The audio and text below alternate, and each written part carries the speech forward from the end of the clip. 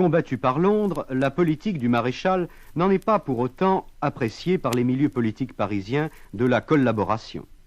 Un nouveau parti est fondé par Déat et Deloncle, le Rassemblement national populaire, qui exige un alignement total sur l'Allemagne et le national-socialisme. La France peut, si elle le comprend, si elle collabore loyalement, payer sur une ardoise une partie seulement de ce qu'on lui aurait présenté et obtenir par précisément la négociation avec ceux qui pourraient nous dicter la loi un certain nombre d'avantages qui allégeraient nos charges, maintiendraient l'intégrité de notre empire et nous permettraient les uns et les autres de regarder l'avenir avec un peu plus de confiance. Après Jean Goy, l'un des anciens chefs de l'Union nationale des combattants, voici l'ancien ministre socialiste Marcel Déat. Je n'ai pas seulement une grande histoire, je n'ai pas seulement une terre magnifique, c'est aussi les Français. Et c'est dans la mesure où les Français auront commencé le remembrement intellectuel de leur pays que l'Europe commencera à s'apercevoir que la France existe encore et qu'elle a devant l'histoire future de nouveaux droits à continuer d'exister. Le plein sens du mot collaboration, le voici, à un échelon plus modeste, avec un travailleur français en Allemagne. J'arrive de Berlin pour passer dans ma famille un congé de 10 jours. Je vais repartir à Hambourg. Je travaillais comme ajusteur dans une fabrique de précision, d'appareils de précision, puisque fabrique d'appareils pour la photogravure, située même en plein centre de Berlin, dans la Jakobstrasse. L'Allemagne a libéré quelques prisonniers de guerre, les anciens de 14-18, parfois des libérations individuelles interviennent. Votre mari était longtemps absent, n'est-ce pas? Et maintenant, je crois bien que vous êtes content qu'il est revenu. Heureuse, oui, d'ailleurs, c'est certain, c'est ce qu'on pouvait me donner de mieux. Vous avez beaucoup de vaches là-bas? 17, monsieur. 17? Oui. Oh, c'est une bonne femme. Et vous aviez en Allemagne le même travail, n'est-ce pas? Et vous êtes encore habitué? Oh, bien sûr. Ça m'a pas beaucoup changé. Oui. J'avais un petit peu moins de vaches parce que la ferme était moins grande. Mais les vaches, c'est toujours les vaches. Vous savez, que ce soit en Allemagne ou en France. Et c'est le Führer lui-même qui vous a libéré?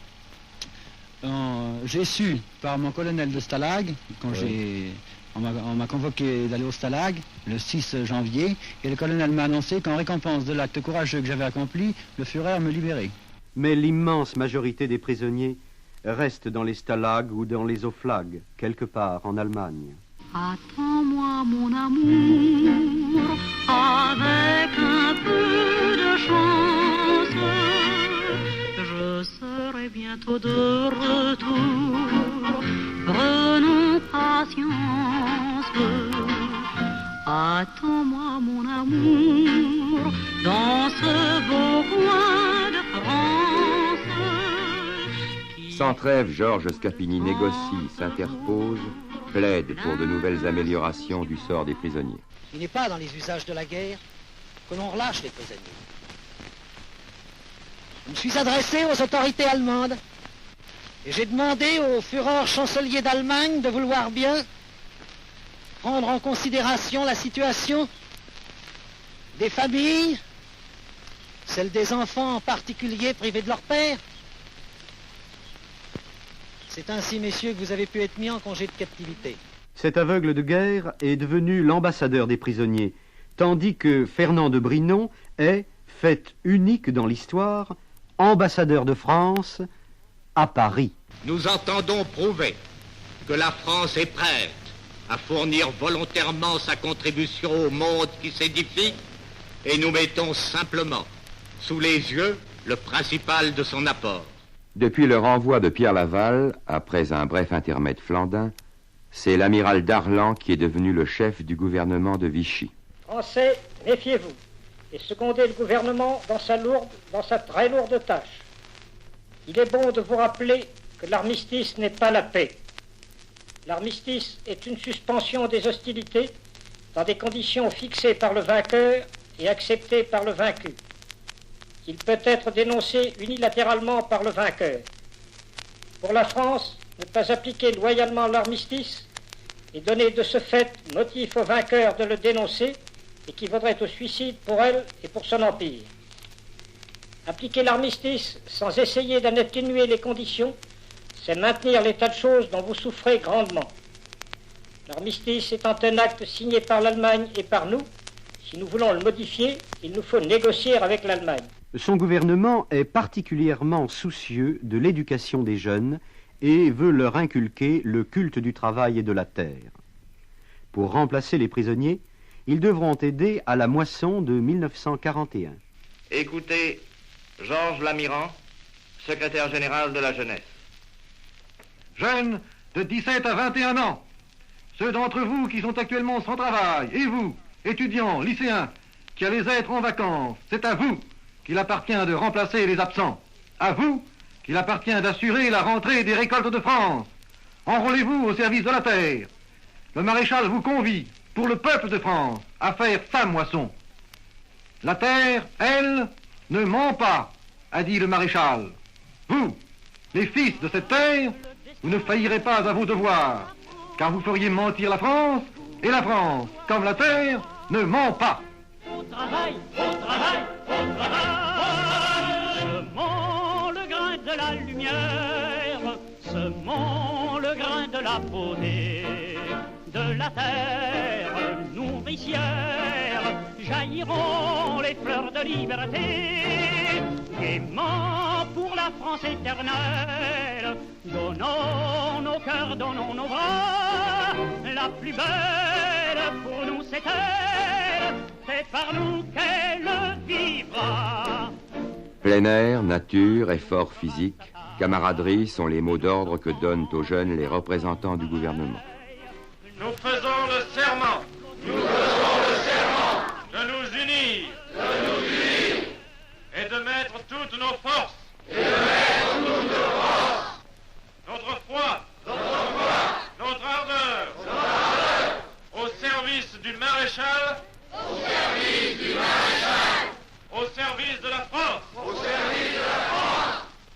Allez. Là-haut sur la montagne, où là le vieux chalet, la neige et les rochers s'étaient unis pour l'arracher. Là-haut sur la montagne. À ces chants scouts répondent les échos d'une autre fraction de la jeunesse qui pense, malgré les sarcasmes, que l'on peut tout de même rire, chanter, danser, s'habiller de façon excentrique. Bref, être swing. Il faut du swing, le swing n'est pas une mélodie, le swing n'est pas une maladie, mais aussitôt qu'il vous a plu, il vous prend, il vous lâche plus. Oh, je suis swing, zazou, zazou, zazou, zazou, zé, yeah. Je suis swing, oh, je suis swing, c'est fou ce que ça peut briser. Ces jeunes-là paraissent méprisables aux partisans d'une Europe nationale socialiste, comme Jacques Doriot, chef du Parti populaire français. Le gouvernement s'appuyait sur l'alliance anglaise à n'importe quelle condition. L'alliance, disions-nous, ne peut se concevoir qu'à égalité de droits, d'efforts, de sacrifices, avec autant de soldats dans les tranchées, avec autant d'avions au combat, avec autant de navires sur l'eau. Au surplus, notre liberté de négociation et d'entente avec nos autres voisins devait être complète. Mais l'alliance du maître de maison avec son domestique, telle que l'a pratiquée les Anglais, nous n'avons cessé de protester contre.